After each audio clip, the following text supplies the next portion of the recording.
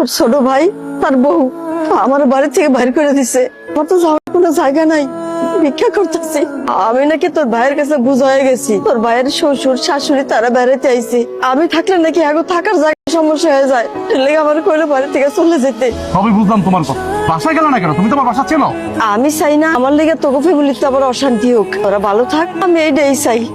আমার নিয়ে কোনো চিন্তা করিস না বাজার। তোমার পাইছি আমি এতদিন পরে, এখন আমার বাসা চলো। বাসা যাবে মানে? আর বাসা যাবে? কেন যাবে? তোমার মাকে কি এমনি এমনি বের করে দিছে তোমার ভাইয়ের বউ? নিশ্চয়ই কিছু করছে, আর নাহলে অকারণ তোকে বের করে দেয় না।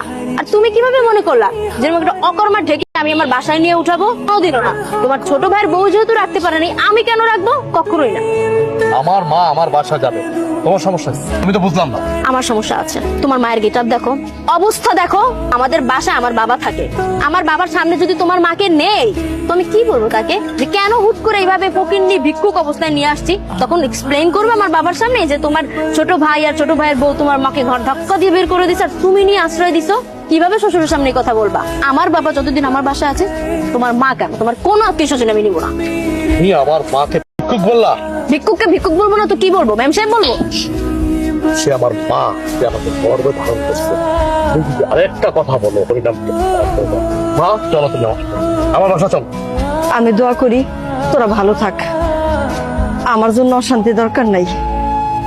ভালো থাক বাবা। মা মা,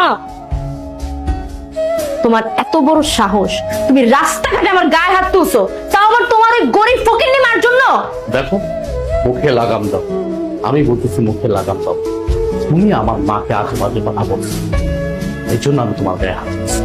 আমি কি মিথ্যা কিছু বলছি? হ্যাঁ, যা সত্যি আমি তাই বলছি। তোমার মা তো একটা অলক্ষী। তোমার মা যদি এতই ভালো হতো তাহলে তোমার ছোট ভাইয়ের কাছে টিকতে পারলো না কেন? হ্যাঁ, সেটাও তো তার ছেলে। তোমার ছোট ভাইয়ের বউ কেন তোমার মাকে রাস্তায় বের করে দিল? হ্যাঁ, নিশ্চয়ই কোন আকাম কুকাম করছে, আর না হলে চুরি করছে হয়তো বা, এই জন্যই ঘাড় ধাক্কা দিয়ে বের করে দিছে। আর তুমি কিভাবে ভাবলা এরকম একটা চোরকে আমি আমার বাসায় নিয়ে আসবো? তাহলে আমি এক কাজ করি, তুমি আমার মাকে আজে বাজে কথা বলার আগে, তোমার বাপ তো আমাদের বাড়িতে থাকে তাই না, আমার কাছে থাকে, শ্বশুর বাড়ি থাকে। তোমার বাপ তো একটা নির্লজ্জ বেহায়া। এক কাজ করি, তোমার বাবাকে এই বাড়ি থেকে বের করো। তুমি কি বলছো সব? আমার বাবাকে বের করে দিবা মানে? কেন চুপ থাকবো? এখন লেগে গেছে না? এখন লেগে গেছে। নিজের বেলায় 16 আনার, পরের বেলায় 1 আনা না। শোনো, তুমি ভেবেছিও না আমি তোমাকে তখনও বলছি, এখনো বলি, এটা কিন্তু আমার কথা না। এই রাস্তাঘাটে যে মহিলাটা ভিক্ষা করতেছে, এটা কিন্তু আমার মা। আমি তার কারণে কিন্তু পৃথিবীতে আসছি। তুমি এত বড় বড় কথা বলতেছো। পারবে তুমি তোমার বাবাকে এই বাড়ি থেকে চলে যেতে? পাঠায় দিতে পারবে? তুমি যেমন পারবে না, ঠিক আমিও তেমন পারবো না। আমার মা রাস্তায় ভিক্ষা করতেছে, আমি এটা দেখবো?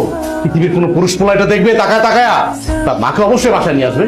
তোমার মা তোমাকে জন্ম দিলেও আমার বাবা কিন্তু তোমার মায়ের থেকেও বড় দায়িত্ব পালন করেছে। হ্যাঁ, ওই ছোটবেলা থেকে সন্তানকে বড় করা এটা আহামরি কোনো বিষয় না, কিন্তু তোমাকে কিন্তু আমার বাবা চাকরি দিয়েছিল, যার কারণে তুমি এখন পর্যন্ত এই শহরে টিকে আছো। গ্রাম থেকে উঠে আসছিলা, ভুলে গেছো তুমি?